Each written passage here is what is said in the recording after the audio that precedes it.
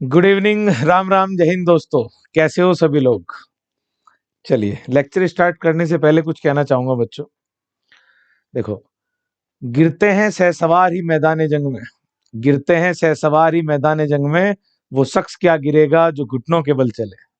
समझ में आया बच्चों? जब आप कंपटीशन में भाग लेंगे तभी तो सफल या असफल होंगे बच्चों। जब भाग ही नहीं लोगे क्या सफल होंगे? क्लियर है? चलिए, संख्या पत्ती में मैं आपको नंबर सिस्टम में कुछ टॉपिक करा चुका हूं बच्चों। तो आज हम जानेंगे नंबर्स के बारे में, संख्याओं के बारे में। तो आपने सुना होगा प्राकृतिक संख्या, वास्तविक संख्या, काल्पनिक संख्या, परिमेय संख्या, अपरिमेय संख्या, पूर्ण संख्या, अभाज्य संख्या। तो इन्हें बच्चों हम जानेंगे एक एक करके। चलिए, सबसे पहले पढ़ेंगे हम संख्याएं, नंबर्स। तो बच्चों, अगर मैं बात करूं संख्याएं, नंबर्स, तो कैसे बांटेंगे बच्चों संख्याएं नंबर्स को? हम लोग कैसे पढ़ते हैं?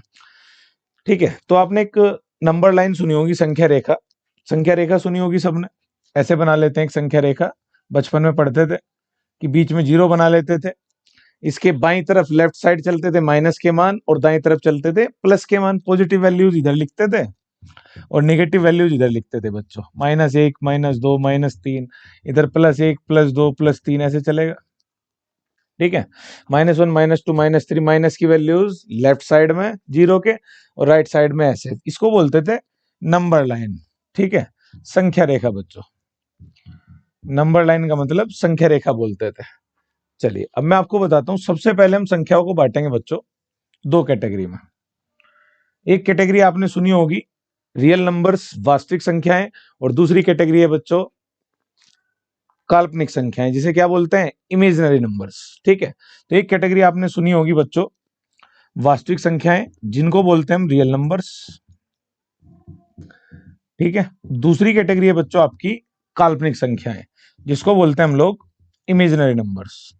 ठीक है, तो ये होते हैं आपके इमेजिनरी नंबर्स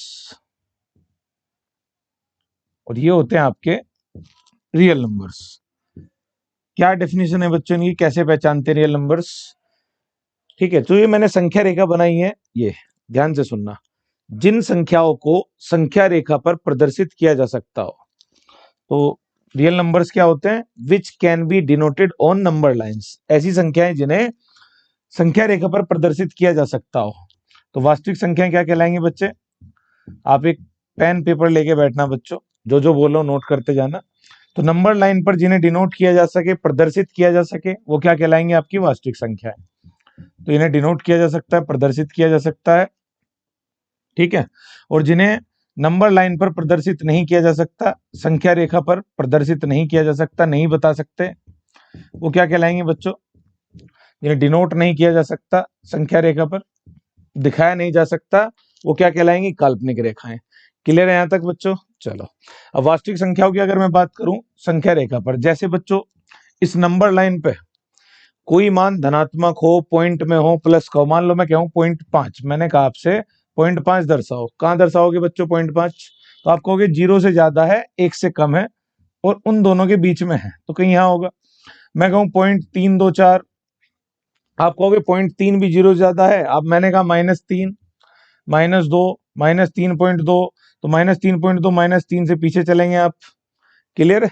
तो ऐसे जिस भी संख्या को मैं संख्या रेखा पर दर्शा पाऊं, वो क्या कहलाएंगे? वास्तविक संख्याएं। जैसे बच्चों कोई बटे में भी हो, चाहे 5/2, इसको सोल्व करोगे आएगा तो 2.5, 2.5 आएगा। ठीक है, मैंने कहा 11/7, या मैं कहूँ -8, -3.4, ऐसी कोई भी संख्या जिसे संख्या रेखा पर दर्शा सकते हैं, वास्तविक संख्या कहलाती है। क्लियर है बच्चों? और बताओ, जैसे रूट की जिन वैल्यूज को आप निकाल नहीं पाते हैं, √5, √11, √3, √7, कोई भी ऐसी वैल्यू रूट में जिसको आप हल करते हैं, जैसे अगर मैं रूट के अंदर 9 देता, अंडर रूट के अंदर 9 देता, 9 देता, तो 3 आ जाता बाहर। क्लियर है? तो वो भी इसी कैटेगरी में आ जाती। क्लियर है बच्चों? तो जो भी हम संख्या रेखा पर दर्शा पाए वो सभी संख्याएं क्या कहलाएंगे? वास्तविक। इसमें पॉइंट वाली भी आ सकती हैं, प्लस में पॉइंट वाली आ सकती हैं, कोई भी संख्या जो आप संख्या रेखा पर दर्शा पाए। क्लियर है बच्चों? चलिए, अब जानेंगे हम काल्पनिक। काल्पनिक संख्या किसे कहते हैं बच्चों? काल्पनिक संख्या के बारे में ध्यान से सुनना। आपके सिलेबस में ज्यादा नहीं है एसएससी लेवल पे, लेकिन अगर एयरफोर्स का एग्जाम देते हैं बच्चों, या फिर 12th बेस पे कोई भी एग्जाम दोगे, ठीक है, आईआईटी वगैरह में बहुत पूछा जाता है। चलो, काल्पनिक संख्या की बात करूं मैं, इमेजिनरी नंबर्स की, तो आपको केवल इतना पता होना चाहिए कहते किसे हैं बच्चों। तो रूट के अंदर कभी आपने माइनस हल किया है? अगर मैं आपसे पूछूं रूट -2 की वैल्यू बताओ, क्लियर है, आप बता नहीं पाओगे। तो रूट के अंदर अगर माइनस आता है तो इसको एक आई से दर्शाया जाता है, जिसको बोलते हैं बच्चों गणित में आयोटा। बोलो एक बार मेरे साथ, क्या बोलते हैं? आयोटा। ये आई आई आई है आई, ये आई इंग्लिश का नहीं, क्या बोलना है? आयोटा। क्लियर? तो अंडर रूट के अंदर अगर कभी -1 देखो तो क्या बोलना है उसे? आयोटा। क्लियर है? तो आपसे पूछा जा सकता है रूट के अंदर -7 हल करवाए, रूट के अंदर मैं -4 ही हल कराऊं तो क्या आंसर दोगे? देखो 4 का रूट तो कितना बार आ जाएगा? 2। लेकिन 2 के साथ आपको क्या लगाना होगा? आयोटा, क्योंकि 4 का रूट 2 बार आ जाएगा, लेकिन अंदर आ जाएगा रूट -1, और रूट -1 को क्या बोलते हैं? आयोटा। क्लियर है बच्चों? चलो, आयोटा के बारे में एक चीज और, अगर आयोटा का स्क्वायर करेंगे, बताओ अगर मैं इसका स्क्वायर करूं बच्चों, आपको पता होगा स्क्वायर करने पर इधर भी स्क्वायर करोगे, स्क्वायर करोगे तो रूट हट जाएगा, क्या आएगा? आयोटा का स्क्वायर कितना आएगा बच्चे? -1। कितना आएगा? -1। ऐसी आयोटा की घात 4 याद करनी है आपको। आयोटा की घात 4 कितनी होती है? 1। आपसे ज्यादा पूछा नहीं जाता, मैंने बताया, फिर भी जानकारी ले लें आप, कभी आ जाए कभी बच्चों।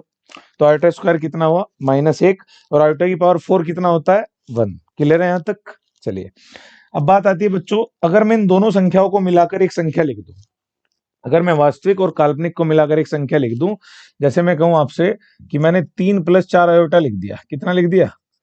3 + 4 आयोटा। तो ये भाग जो बिना आयोटा के लिखा हुआ है, इसे बोलते हैं बच्चों हम रियल नंबर, वास्तविक संख्या। क्या बोलते हैं? यानी कि वास्तविक भाग इसका ये होगा, और ये वाला भाग कौन सा होगा बच्चों? काल्पनिक भाग। क्योंकि इसमें आयोटा लिखा हुआ है तो क्या बोलेंगे इसे हम? इमेजिनरी पार्ट, और इधर वाला रियल पार्ट होगा आपका। क्लियर है बच्चों? और ऐसी संख्या जिसमें वास्तविक भाग भी और काल्पनिक भाग भी हो, उसे सम्मिश्र संख्या कहते हैं। क्या कहते हैं बच्चों? सम्मिश्र संख्या। तो इसे सम्मिश्र संख्या बोला जाता है। और सम्मिश्र को क्या बोलते हैं बच्चों? Complex number. इंग्लिश में क्या बोलते हैं इसे? Complex number. ठीक है, एक चीज और पूछी जा सकती है बच्चे, तो आपको ये बात समझ में आई काल्पनिक संख्या में, कि अगर मैं काल्पनिक को और दोनों को मिलाकर के कोई बात लिख दूं, मान लो मैंने लिख दिया a + आयोटा b, तो जो भी इस फॉर्म में, इस रूप में जो भी संख्या लिखी होगी, वो क्या कहलाएगी? आपकी सम्मिश्र संख्या। क्लियर है? चलिए, अगर मैं इसका संयुग्मी पूछूं बच्चे, एक चीज और पूछ लेता है एग्जाम में, ध्यान देंगे। 3 + 4 आयोटा लिखा हुआ है, इसका आपसे संयुग्मी पूछ लिया। संयुग्मी का मतलब होता है कॉन्जुगेट बच्चों। अगर आपसे इसका कॉन्जुगेट पूछा गया तो आपको कुछ नहीं करना है, बीच में जो चिन्ह है बस प्लस, इसे माइनस कर देना है मेरे भाई, डायरेक्ट आंसर आ जाएगा। तो आप लिखेंगे 3 - 4 आयोटा, क्या करेंगे? बीच वाले चिन्ह को माइनस कर देंगे। क्लियर हुई बात? तो आपको पहली वैरायटी समझ में आई बच्चे? चलिए एक बार रिपीट करते हैं जल्दी से। संख्याओं को हमने कितनी कैटेगरी में बांटा? 2, एक वास्तविक और एक काल्पनिक। वास्तविक संख्या किसे कहते हैं? ऐसे रो, वास्तविक संख्या क्या है? वे संख्याएं जिन्हें संख्या रेखा पर प्रदर्शित किया जा सके, दिखाया जा सके, लेकिन वे संख्याएं जिन्हें प्रदर्शित या दिखाया नहीं जा सके, क्या कहलाती हैं? काल्पनिक संख्याएं। क्लियर है? इसके बाद बच्चों, इसके अंदर तो कोई भी संख्या, पॉइंट की, बार की, कैसी भी संख्या लिख दो आप, बटे की, माइनस की, सारी संख्याएं आप प्रदर्शित कर सकते हैं। लेकिन अगर काल्पनिक की बात करूं मेरे भाई, तो काल्पनिक में मैंने बताया इसे क्या बोलते हैं? को आयोटा। क्या बोला जाता है? आयोटा, जिसको क्या पढ़ा जाता है? अंडर रूट के अंदर -1। अगर स्क्वायर कर दो आयोटा का तो -1 बनेगा, और अगर इसकी घात 4 कर दो, देखो घात 4 कैसे करी बच्चों? घात 4 का मतलब इतना पढ़ा होगा कि स्क्वायर का स्क्वायर कर दें अगर, तो अगर इधर इसका स्क्वायर का स्क्वायर किया है तो इधर भी स्क्वायर करेंगे मेरे भाई, इधर वर्क किया है तो इधर भी वर्क करेंगे। और माइनस का वर्क करने पर पता होगी एक बात, कि अगर अभी मैं -1 की घात सम इवन कर दूं तो प्लस में बाहर आएगी। -1 की घात सम, सम का मतलब समझते हैं? मान लो मैं आपसे पूछूं -1 की घात 20, सम संख्याएं बेटे इवन नंबर वो होते हैं जो 2 से घटे, भी आगे बात करेंगे। और अगर -1 की घात विषम संख्या करते हैं तो बाहर आता है बेटे -1, तो +1 -1। यहां तक कोई दिक्कत किसी प्रकार की? चलिए आगे बढ़ते हैं बच्चों, नेक्स्ट। चलिए बच्चों, अब हम जानते हैं वास्तविक संख्याएं। क्या जानेंगे? वास्तविक संख्याएं। अभी हमने 2 वैरायटी बांटी थी संख्या की, 2 भागों में बांटा था। एक हमने पढ़ा बच्चों रियल नंबर्स, और एक पढ़ा इमेजिनरी। वास्तविक संख्याओं को अब कैसे बांटोगे बच्चे? अब वास्तविक को भी देखो कैसे बांटते हैं। अब जो संख्या रेखा पर आप बना सकते हैं, उसे हमने बांटा परिमेय और अपरिमेय में। किसमें बांटा बच्चों? परिमेय संख्या और अपरिमेय संख्या। ठीक है, और परिमेय संख्या की अगर मैं बात करूं मेरे भाई, तो परिमेय संख्या किसे कहते हैं? तो परिमेय संख्या वो होती है जिन्हें हम रेशनल नंबर कहते हैं। क्या बोलते हैं? Rational numbers, rational numbers. ठीक है, और अपरिमेय संख्या होती है आपकी रेशनल, इरेशनल नंबर्स। ठीक है, इसकी क्या डेफिनेशन होती है बच्चों परिमेय संख्या की? आती होगी शेरो, दाड़ो, बताओ बताओ। चलो मैं बताता हूं। ऐसी संख्याएं जिन्हें हम p बटे q के रूप में लिख सकते हैं। नोट कर लेना बच्चों, ऐसी संख्याएं जिन्हें हम भिन्न के रूप में, यानी कि p बटे q फ्रैक्शन होता है बेटे, भिन्न के रूप में लिख सकते हैं। तो अगर p बटे q के रूप में लिख सकते हैं जिन्हें, उन्हें क्या बोलते हैं? परिमेय संख्या। बस एक बात याद रखनी है बच्चे इसमें, कि q का मान क्या नहीं हो सकता है? जीरो। याद रखना, जब भी बटे में जीरो बनेगा तो अनडिफाइंड फॉर्म बनती है बच्चे, इन्फिनिटी बन जाता है अगर बटे में जीरो हो, और अगर जीरो बटे जीरो हो तो वह निर्धारित रूप है, नहीं बता पाओगे। तो क्यू जीरो नहीं होना चाहिए। क्लियर है? तो ऐसी कोई भी संख्या जो p बटे क्यू के रूप में लिखी जा सकती है वो क्या बनेगी? भिन्न के रूप में, फ्रैक्शन के रूप में, उसे हम क्या बोलेंगे? परिमेय। और जो नहीं लिखी जा सकती उसे क्या बोलेंगे बच्चों? इरेशनल। क्लियर है? जैसे समझते हैं बच्चों, इसके एग्जाम्पल के तौर पे आप क्या जानते हैं? सोचें, कोई भी सिंपल नंबर बोल दूं मैं, मान लो मैंने 5 बोला, या कोई माइनस में बोला -8। जब मैंने कहा था ना, जिसका कोई नहीं होता उसको ऊपर वाला होता है, तो देखो इसका कोई नहीं है तो बटे में 1 होगा। लिख तो सकते हैं ना इसे हम फ्रैक्शन के रूप में, भिन्न के रूप में लिख सकते हैं। अगर भिन्न के रूप में लिख सकते हैं तो ये कौन सी वैरायटी होगी? परिमेय संख्या। क्लियर है बच्चों? चलो, और परिमेय में क्या आएगा? अंडर रूट के अंदर कोई भी ऐसी वैल्यू जिसको आप सोल्व कर सकते हैं। √4 कितना आ जाएगा बाहर? 2 आ जाएगा बाहर, 2। क्लियर है? इसके अलावा बच्चे, अगर मैंने आपको .5 लिख के दिया, .5 लिख के दिया, क्या आप इसे सोल्व कर सकते हैं? हाँ, बचपन में पढ़ा होगा कि पॉइंट हटाएंगे, पहले नीचे एक, जिसका कोई नहीं होता, एक अंक पे अगर दशमलव है, पॉइंट है, तो 1 जीरो आ जाती है बटे में।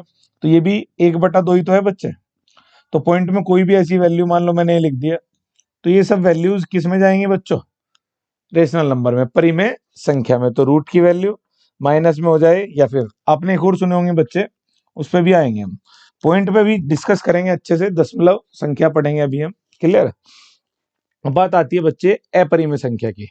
अपरिमेय संख्या की अगर मैं बात करूं तो p बटे q के रूप में नहीं लिख सकते। क्लियर है? तो इसमें कौन से मान आएंगे बच्चे? जैसे मैं कोई भी एक ऐसी संख्या जो रूट में लिख दूं जिसका कोई सोल्यूशन आप हल नहीं कर पाते, मतलब करोगे तो पॉइंट में, क्लियर है, क्लियर नहीं हो पाएगा आपको, लास्ट में कोई भी संख्या रिपीट नहीं होती है, चलती रहती है वो आगे। क्लियर? अभी बात करेंगे। तो √3 के बाद √7, कोई भी ले लो आप, √11 जिसका मान आप सोल्व नहीं कर पाते। अगर √9 लिख देता तो किस में आ जाती बच्चों? परिमेय में, रेशनल नंबर्स में। और अपरिमेय में √3, √7, √11, इस तरीके से चलेगा। कोई दिक्कत बच्चों? कर पाएंगे? परिमेय का मतलब है, परिमेय का मतलब क्या होता है, समझ गए? क्लियर? चलिए, अब मैं आपसे एक बात पूछता हूं बच्चे, अगर मैं आपसे पूछूं पाई कहाँ लिखूं और 22/7 कहाँ लिखूं? सुना होगा पाई का मान 22/7 होता है। तो बच्चे पाई सोचते हैं परिमेय संख्या होगी, ऐसा नहीं है। पाई किस में आती है बच्चों?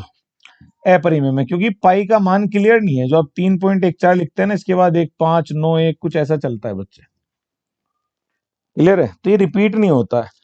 ये हम मैथ में कैलकुलेशन आसान करने के लिए क्या रख लेते हैं? 22/7। लेकिन अगर मैं 22/7 की बात करूं, वो तो एक फ्रैक्शन है, भिन्न है। भिन्न है तो किस में जाएगी? परिमेय संख्या में। तो अगर 22/7 पूछे बच्चे तो आप क्या बताएंगे? रेशनल नंबर है। पाई पूछे तो आप क्या बताएंगे? इरेशनल नंबर है, अपरिमेय संख्या है। बात समझ में आई बच्चों? इसके अलावा पॉइंट में कोई भी ऐसी वैल्यू जो रिपीट, मान लो मैं कोई ऐसी वैल्यू लिख देता हूं जो रिपीट ना हो रही हो। ठीक है भाई, कुछ ऐसे चलता जा रहा है, डॉट डॉट डॉट, समझ में नहीं आ रहा है कि कहां से रिपीट हो रही, कहां से नहीं हो रही है। क्लियर है? क्लियर? चलिए आगे बढ़ते हैं बच्चों। अब हम जानेंगे दशमलव संख्या के बारे में। किसके बारे में? दशमलव संख्या के। बच्चों आगे बढ़ते हैं, दशमलव संख्याओं के बारे में जानेंगे। तो दशमलव संख्याएं क्या होती हैं बच्चे?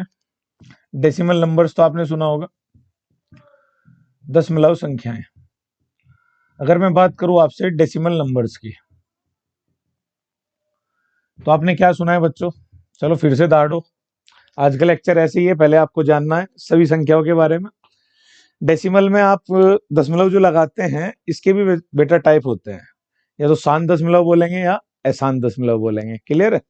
तो एक को बोलते हैं हम टर्मिनेटिंग, एक को बोलते हैं नॉन टर्मिनेटिंग। शांत दशमलव हिंदी में, ठीक है, और इंग्लिश में बोलते हैं बच्चों से टर्मिनेटिंग दशमलव, मतलब डेसिमल। ठीक है, और दूसरी वैरायटी है आपकी अशांत दशमलव। अशांत दशमलव की अगर मैं बात करूं बच्चों तो इसे बोलेंगे नॉन टर्मिनेटिंग। क्लियर है? Non terminating decimal. तो जो आपका शांत दशमलव है, टर्मिनेटिंग डेसिमल है, इसकी क्या वैरायटी है बच्चे? देखो ध्यान से, इसको कैसे पहचानते हैं, एग्जाम्पल क्या है, इसके उदाहरण क्या है, कौन सी संख्याएं ऐसी हैं जिन्हें शांत बोला जाता है, जो टर्मिनेट हो जाए, मतलब जो समाप्त हो जाए, जिन्हें समाप्त किया जा सकता है। तो जो संख्याएं समाप्त की जा सकती हैं, क्लियर है, वो वैरायटी में आती हैं। जैसे बच्चों मैंने बोला आपको, मान लो 0.8 बोला, तो आप इसे शांत दशमलव, मतलब दशमलव के बाद ये अंक रिपीट नहीं हो रहा है, ऐसा नहीं चलता जा रहा है, बस रुक गया यहीं पे, तो इसको हम लिख सकते हैं 8/10, 4/5 लिख सकते हैं मेरे भाई। क्लियर है? कोई भी ऐसी संख्या जो दशमलव के बाद एक बार रुक जाए, समाप्त हो जाए। मान लो मैंने ये लिखा, क्या बोलोगे आप इसे? संख्या लिखेंगे, दशमलव के बाद 3 अंक है तो 3 जीरो आ जाएंगे, आप कैंसिल आउट कर लेना मेरे भाई। जैसे 4 से तो पक्का कट रहे हैं, क्योंकि बाद के 2 अंक देखते हैं 4 से काटने के लिए हम। क्लियर है? चेक करते हैं। क्लियर? चलो, 4 एकम 4, कितना बचा बच्चे? 3 36, 4 नम 36, 4 दूनी 8, और 4 से कितना आएगा? 250। फिर से कट रहा है मेरे भाई, तो 8 से चेक कर लेते हैं। 8 से कट रहा था ना? हाँ, चलो, 8 दूनी 16, 3 32, 8 चौक 32। ठीक है, मतलब यहाँ पे तो आप चेक करें केवल 2 से कितना आएगा? 96, और 2 से कितना आएगा? 125। इसके बाद ये संख्या नहीं कटेगी। यानी कि मैं कह सकता हूं जो भी शांत दशमलव होगा वो साथ साथ, वे संख्याएं साथ साथ परिमेय संख्या भी होंगी, क्योंकि p/q भिन्न के रूप में लिखी जा सकती है ना। इसके अलावा बच्चे अशांत दशमलव की अगर मैं बात करूं तो 2 कैटेगरी होती है। अगर मैं आपसे अशांत दशमलव की बात करूं तो इसमें 2 कैटेगरी होती है मेरे भाई। कैसी? एक होती है पुनरावृत, रिकरिंग। पुनरावृत संख्याएं किन्हें बोलते हैं? रिकरिंग, जो बार बार आए। और अपुनरावृत, क्लियर है, अपुनरावृत संख्याएं जो रिपीट ना हो, बार बार ना आए। क्लियर है? जैसे बच्चों, अब ध्यान से सुनेंगे, आपने ऐसे सुना होगा 0.3333 आ जाए, या मैं कहूं 0.252525 ऐसे आ जाए। क्यों? दशमलव के बाद, या कुछ ऐसा आ जाए 0.147147। क्लियर है? ऐसे रिपीट होता चला जाए। तो आप देख रहे हैं इसमें तो एक अंक रिपीट हो रहा है, तो इसे लिखने का एक तरीका और होता है बच्चों, रिपीट हो रहा है तो जो अंक बार बार आता है उसके सिर पे हम क्या रख देते हैं? एक भार, छोटा सा। क्लियर है बात? आगे बताओ, 0.25 आ रहा है, तो 2 अंक रिपीट हो रहे हैं, तो क्या लिख देंगे? 0.25 बार। यहाँ पे कितने रिपीट हो रहे हैं मेरे भाई? 3 अंक। क्या लिखेंगे बोलो? तो इसकी एक शॉर्ट ट्रिक है, आगे आप मेरे से सिंप्लीफिकेशन पढ़ोगे, उसमें मैं इस पे काफी क्वेश्चंस कराऊंगा एग्जाम में आपको। क्लियर है? अभी के लिए बता देता हूं कैसे इसको लिखते हैं। देखो बच्चे, अगर किसी एक संख्या पर बार है दशमलव के बाद, डेसिमल के बाद किसी एक अंक पे बार है, तो उतने बटे में 9 आएंगे। तो एक अंक पे बार है तो 1/9 आएगा। यहाँ कितने अंक पे बार है? 2 पे। यहाँ 3 अंक पे बार है तो कितने 9 लिखेंगे हम? 3 9। क्लियर है बच्चों? अब आप बताओ, अगर 0.3 बार है, 0.3 बार है, तो ये संख्या, जैसे आप 9 से भाग करते हैं संख्या सेम सेम लिख देते हैं। जैसे यहाँ से क्या संख्या बनेगी? अगर मैं यहाँ से पॉइंट हटाता हूं तो 3 बनेगी। यहाँ से पॉइंट हटाता हूं तो क्या बनेगी मेरे भाई? 25। यहाँ से पॉइंट हटाता हूं तो क्या बनेगी? 147। जो भी कैंसिल हो रहा होगा हम कैंसिल आउट कर लेंगे। जैसे 7 4 11 और 1 12। डिजिटल सम, अंक के योग अगर 12 बना हुआ है तो पक्का संख्या 3 से कटेगी और ये भी कटेगी, काट लेंगे हम। क्लियर है? ये और भी सोल्व हो सकती हैं, तो कितनी आएगी? 49 आएगा और 333 आएगा। इसके बाद ये सोल्व नहीं होगी क्योंकि ये 7 से कटेगी, और ये देख लो आप। क्लियर है? चलिए आगे बढ़ते हैं।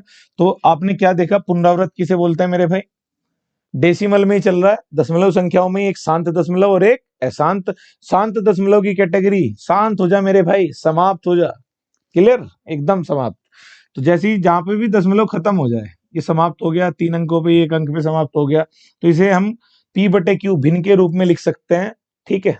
फ्रैक्शन के रूप में लिख सकते हैं। तो ये भी परिमेय और ये भी परिमेय। तो ध्यान रखना दशमलव में भी शांत वाली और पुनरावृत, ये दोनों किसकी कैटेगरी है मेरे भाई? परिमेय संख्या की, रेशनल नंबर। क्लियर है? क्योंकि ये भी बटे में लिखा जा सकता है और ये भी। लेकिन अगर मैं बात करूं अपुनरावृत की, अपुनरावृत की क्या कैटेगरी है बच्चों? ध्यान से सुनना। अभी मैंने बताया था कि अगर मैं किसी संख्या को भाग लगा दूं अपुनरावृत में, ध्यान देना कि अगर मैंने किसी संख्या को भाग लगाया कि संख्या से और पॉइंट के बाद कुछ ऐसा चला, ए भाई कुछ ऐसा चला, ये हमें समझ में नहीं आ रहा है, रिपीट हो रहा है नहीं हो रहा है, ठीक है, ऐसे चलता जा रहा है, शांत नहीं हो रहा है, खत्म नहीं हो रहा है, तो ऐसे संख्या चलती जाएगी, तो वो क्या कहलाएगी? आपकी अपुनरावृत। क्लियर है बच्चों? ये वैरायटी, ये वाली बात हम किस में जान रहे हैं? दशमलव संख्या में। तो दशमलव संख्याएं क्या होती हैं? Decimal number. क्लियर हुआ? आज के बाद बता पाएंगे आप? उड़ा देंगे? चलिए दाड़े एक बार जल्दी से। शांत दशमलव, अशांत दशमलव। शांत जो पॉइंट के बाद समाप्त हो जाए, जो पॉइंट के बाद समाप्त ना हो, उसके लिए क्या ट्रिक है बच्चे? कि उस अंक पे आप बार लगा लें। अगर 2 रिपीट हो रहे 2 अंक पे बार लगा लें, 3 रिपीट हो रहे 3 अंक पे बार लगा लें। जितने अंकों पे बार आएगा उतने बटे में 9 आएंगे। बाकी ट्रिक हम सिंप्लीफिकेशन में जानेंगे बच्चे, बाकी सवाल कैसे करते हैं। अपुनरावृत किसे कहते हैं? समझ में आ रही है बात? जैसे पाई, पाई का जो मान था 3.1451 ऐसे चलता जाता है बच्चे, तो वो भी किस कैटेगरी में आएगा? अपुनरावृत। लेकिन अगर मैं बात करूं आपसे 22/7, 22/7 अगर आप हल करोगे तो आएगा 3.142857।